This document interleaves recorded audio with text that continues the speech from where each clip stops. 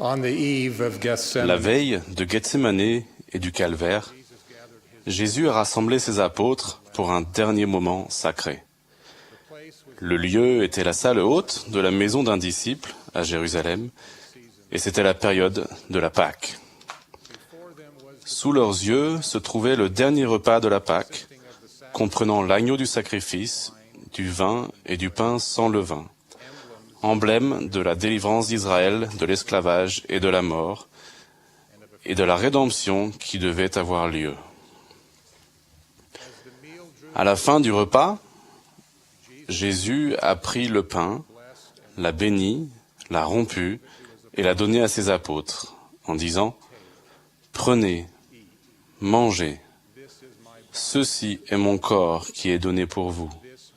Faites ceci en mémoire de moi. » De la même manière, il a pris une coupe de vin, l'a béni et passé à ceux qui étaient autour de lui, en disant « Cette coupe est la nouvelle alliance en mon sang, qui est répandue pour la rémission des péchés.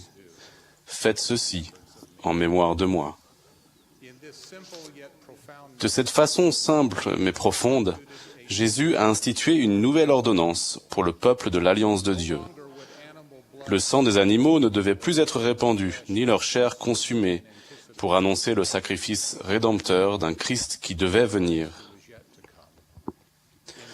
Au lieu de cela, on prendrait et mangerait les emblèmes de la chair brisée et du sang répandu du Christ qui était déjà venu, en souvenir de son sacrifice rédempteur. Tous ceux qui participeraient à cette nouvelle ordonnance signifieraient qu'ils acceptent solennellement Jésus comme le Christ promis et qu'ils sont disposés sans réserve à le suivre et à respecter ses commandements. Ceux qui le feraient et conformeraient ainsi leur vie verraient la mort spirituelle passer au-dessus d'eux et s'assureraient la vie éternelle. Dans les heures qui ont suivi, Jésus est allé à Gethsémané, a été conduit au calvaire et est ressorti triomphant du sépulcre d'Arimathée. Après le départ de Jésus, ses fidèles disciples, qui se trouvaient à Jérusalem et aux alentours, se sont rassemblés le premier jour de la semaine pour rompre le pain, ce qu'ils ont fait après avec persévérance. Ils ne l'ont pas fait uniquement en souvenir de leur Seigneur parti, mais aussi pour exprimer leur reconnaissance pour sa merveilleuse rédemption en laquelle ils avaient foi. Il est à noter que lorsqu'il a rendu visite à ses disciples en Amérique, Jésus a également institué la Sainte Seine parmi eux. Ce faisant, il a dit « Cela, vous vous appliquerez toujours à le faire, et ce sera un témoignage pour le Père que vous vous souvenez toujours de moi. »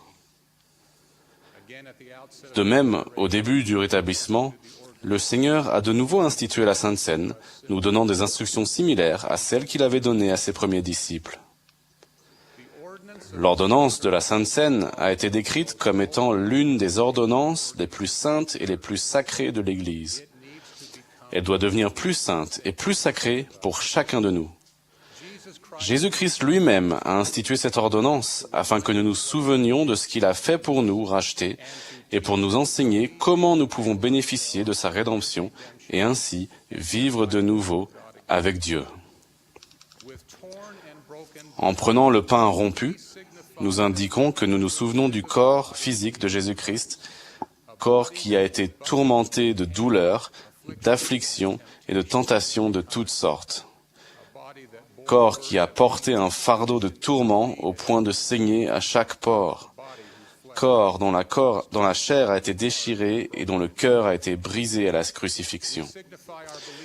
Nous indiquons que nous croyons que bien que ce corps soit mort et ait été déposé dans un tombeau, il s'en est levé par le pouvoir de la résurrection pour ne plus jamais connaître la maladie, la corruption ou la mort. Et en prenant le pain en nous-mêmes, nous reconnaissons que comme le corps mortel du Christ, notre corps sera libéré des liens de la mort, se lèvera triomphalement de la tombe et sera rendu à notre esprit éternel. Par un petit gobelet d'eau, nous indiquons que nous nous souvenons du sang de Jésus qui a été versé et des souffrances spirituelles qu'il a endurées pour toute l'humanité. Nous nous souvenons de l'agonie qui a fait couler des grumeaux de sang à Gethsémane. Nous nous souvenons des coups et des meurtrissures qu'il a subies aux mains de ses geôliers. Nous nous souvenons du sang qui a coulé de ses mains, de ses pieds et de son côté au calvaire. Et nous nous souvenons de sa réflexion personnelle sur ses souffrances. Tu ne sais pas combien elles sont atroces. Tu ne sais pas combien elles sont extrêmes. Oui, tu ne sais pas combien elles sont dures à supporter. En prenant l'eau en nous-mêmes, nous reconnaissons que son sang et ses souffrances ont expié nos péchés et qu'il paiera pour nos péchés si nous acceptons les principes et les ordonnances de son évangile. Par conséquent, le pain et l'eau nous rappellent que le Christ nous a rachetés de la mort et du péché. L'ordre du pain d'abord et de l'eau ensuite n'est pas sans importance. Lorsque nous prenons le pain, cela nous rappelle que notre propre résurrection est inéluctable et représente davantage que la simple réunion du corps et de l'esprit. Par le pouvoir de la résurrection, nous serons tous réunis en la présence de Dieu. Cette réalité nous confronte à la question fondamentale de notre existence. La question fondamentale qui se pose à nous n'est pas de savoir si nous vivrons, mais avec qui nous vivrons après notre mort. Chacun de nous retournera en présence de Dieu, mais nous ne demeurerons pas tous avec lui. En traversant la condition mortelle, chacun de nous se souille par des péchés et des transgressions. Nous avons des pensées, des paroles et des actes qui ne sont pas vertueux. En bref, nous sommes impurs. Jésus a clairement expliqué quelles seraient les conséquences pour celui qui est impur en présence de Dieu. Rien d'impur ne peut demeurer dans sa présence. Cette réalité s'est imposée à Alma le jeune, qui lorsqu'il a été confronté à un saint ange, a été torturé, écrasé et tourmenté par son impureté au point de vouloir être anéanti corps et âme, afin de ne pas être amené à se tenir en la présence de Dieu. Lorsque nous buvons l'eau de la Sainte Seine, nous apprenons comment nous purifier de nos péchés et de nos transgressions, et ainsi demeurer en la présence de Dieu. Par l'effusion de son sang innocent, Jésus-Christ a satisfait aux exigences de la justice pour chaque péché et chaque transgression. Il nous offre ensuite de nous rendre purs si nous avons suffisamment foi en lui pour nous repentir, accepter toutes les ordonnances et toutes les alliances du salut, à commencer par le baptême, et recevoir le Saint-Esprit. En recevant le Saint-Esprit, nous sommes purifiés. Jésus a clairement expliqué ce point doctrinal. Rien d'impur ne peut entrer dans le royaume de Dieu. Rien n'entre dans son repos, si ce n'est ceux qui ont lavé leurs vêtements dans mon sang. Or, voici le commandement. Repentez-vous, toutes les extrémités de la terre, et venez à moi, et soyez baptisés en mon nom, afin d'être sanctifiés par la réception du Saint-Esprit, afin de vous tenir sans tache devant moi au dernier jour. Telle est la doctrine du Christ. Lorsque nous recevons ce point doctrinal et que nous nous conduisons en conséquence, nous sommes réellement lavés dans le sang du Christ et rendus purs.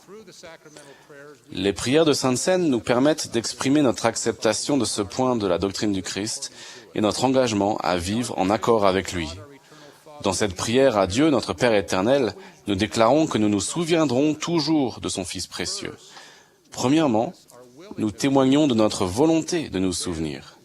Puis, nous affirmons que nous nous souvenons. Ce faisant, nous prenons l'engagement solennel d'avoir foi en Jésus-Christ et en sa rédemption qui nous sauve de la mort et du péché. Nous déclarons également que nous garderons ses commandements.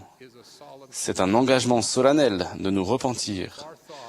Si nos pensées, nos paroles ou nos actions n'ont été ce qu'elles auraient dû être au cours des jours précédents, nous nous engageons à mettre notre vie en conformité avec la sienne dans les jours suivants. Ensuite, Nous déclarons que nous voulons prendre sur nous le nom du Fils. C'est un engagement solennel de nous soumettre à son autorité et d'accomplir son œuvre, qui comprend recevoir pour nous-mêmes chaque ordonnance et alliance salvatrice. Lorsque nous nous engageons à suivre ces principes, nous avons la promesse, dans les prières de Sainte Seine, d'avoir son Esprit avec nous.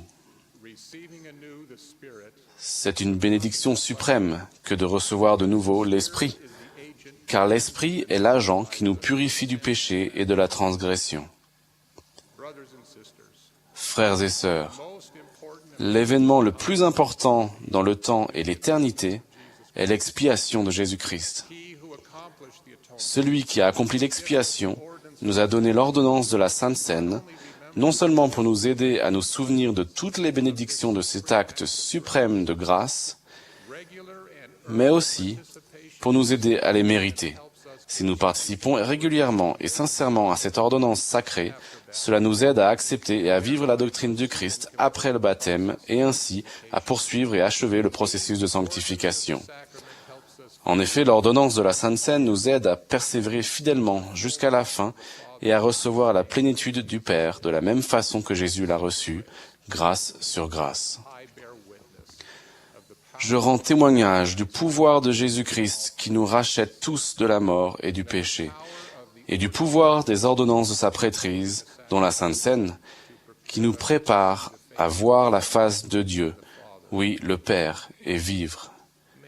Puissions-nous recevoir la Sainte Seine la semaine prochaine et chaque semaine qui suivra, avec un désir plus profond et une détermination plus ferme. C'est là ma prière, au nom de Jésus-Christ. Amen.